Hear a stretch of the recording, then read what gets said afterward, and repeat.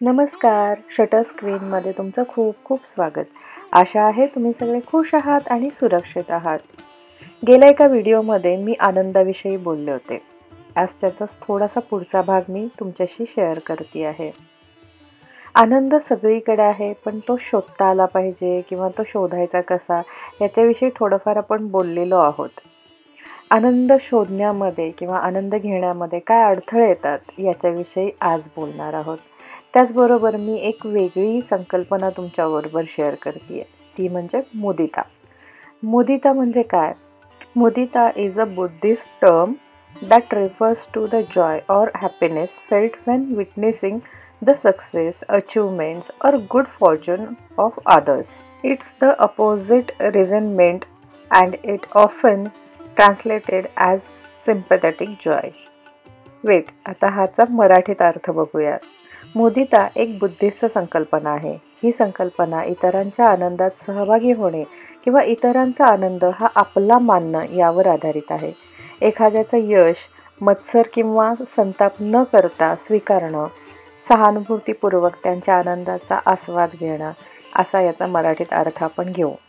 यामध्ये कृतज्ञता म्हणजेच इतरांच्या चांगल्या गुणांचं ॲप्रिशिएशन करणं, एम्पथी इतरांचा आनंद आणि उत्साह समजून घेणं, डिलाईट इतरांच्या आनंदातून आपल्याला सुख आणि आपला आनंद व्यक्त करता येणं या गोष्टींचा समावेश होतो.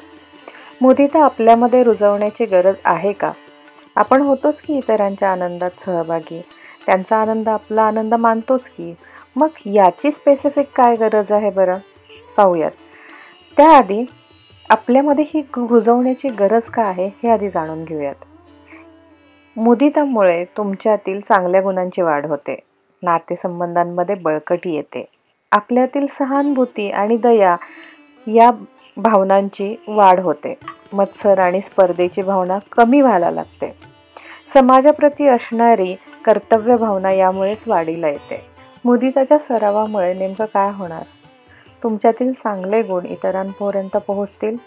जेव्हा तुम्ही इतरांच्या आनंदात सहभागी होता किंवा त्यांचा आनंद हा तुमचा आनंद मानता किंवा तुमचा आनंद त्यांच्या आनंदात शोधता, तेव्हा ते लोकसुद्धा तुमच्या आनंदात सहभागी होतात किंवा तुमच्या यशाचा मार्ग थोडासा सोपा होतो आणि त्या यशाचा सुद्धा कौतुक सोहळा साजरा होतो. आता ही इतकी साधी सोपी वाटणारी गोष्ट आहे, तर त्याचा सराव करण्याची गरज आहे का? आहे.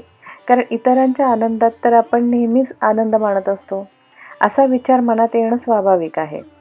पण जर आपण स्पर्धा किंवा मत्सर किंवा असूया सोडून आनंद व्यक्त करण्याचा विचार करत असू, तर त्यासाठी सरावाची गरज भासते. इगो आणि मीपणा या दोन गोष्टी आपल्याला इतरांच्या यशाचा आनंद घेण्यास अडथळा निर्माण करतात.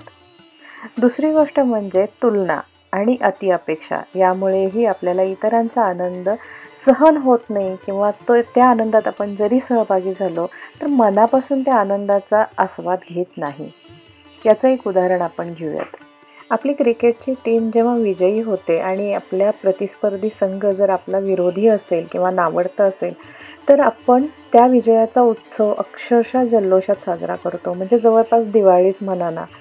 पण जेव्हा ती क्रिकेटची टीम त्यांचा उत्साह किंवा ते जेव्हा ते आनंद सेलिब्रेट करतात आणि त्याचे फोटोज किंवा व्हिडिओज आपण पाहतो, त्यावेळेस कुठेतरी मनाच्या कोपऱ्यात असं प्रत्येकाला वाटून जातं की अरे किती पैसा उधळतायत हे, किती ऐश करतायत, किती चैनी करतायत. या सगळ्या गोष्टींमध्ये त्यांचे कष्ट कुठेतरी आपण विसरून जातो. म्हणजेच इथे थोडीशी अति अपेक्षा किंवा मत्सर निर्माण झालेला असतो. म्हणजे आपण त्यांच्या यशाचा पूर्णपणे आनंद घेतो का? नाही. चला, हे झालं क्रिकेट टीमबद्दलचं किंवा थोडीशी लांबची उदाहरणं झाली. ही थोडंसं जवळचं एखादं उदाहरण घेऊयात. आपल्या नातेवाईकांमध्ये किंवा मित्रपरिवारामध्ये एखादी व्यक्ती यशाच्या तुंग शिखरावर पोचली आहे आणि त्यानं जर आपल्याला त्याच्या यशाची पार्टी दिली तर आपण त्या आनंदात सहभागी होतो. तिथे पार्टीमध्ये जाऊन खाणं पिणं दंगा मस्ती सगळ्या गोष्टी करतो. पण कुठून तरी मनामध्ये एखादा विषय येतो आणि मग मित्रांमध्ये मैत्रिणींमध्ये चर्चा व्हायला लागते की हां, माहिती आहे इथंपर्यंत पोचायला काय काय केलं आहे.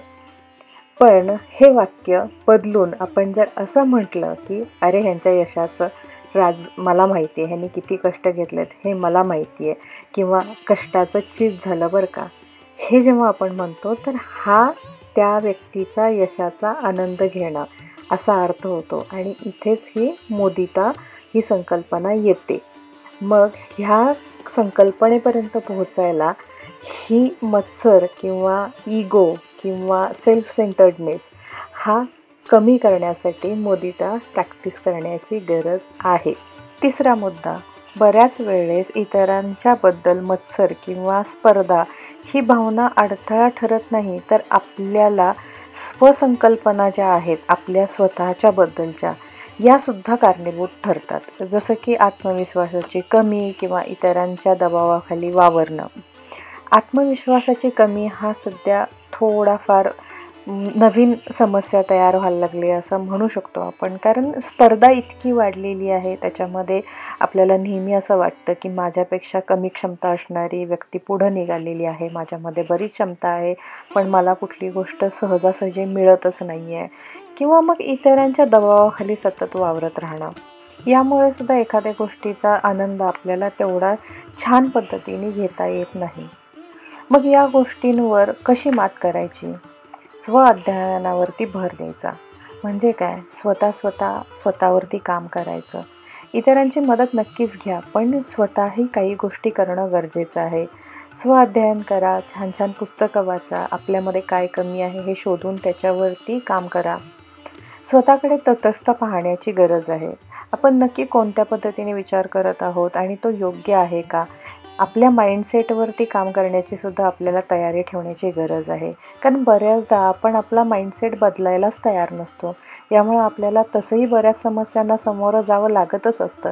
एकूणच काय, मोदिता या प्रॅक्टिसमुळे आपण आपल्या नजरेत योग्य किंवा अयोग्य आहोत, किंवा आपल्याला सभोवतालचं वातावरण कसं आहे याबद्दलची माहिती करून घ्यायला मदत होते.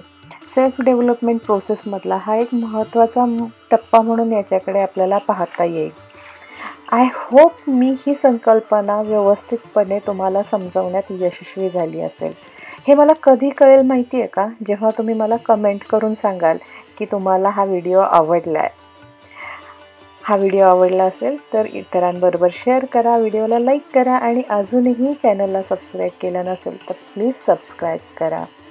हा व्हिडिओ पूर्ण बघितल्याबद्दल थँक्यू सो मच.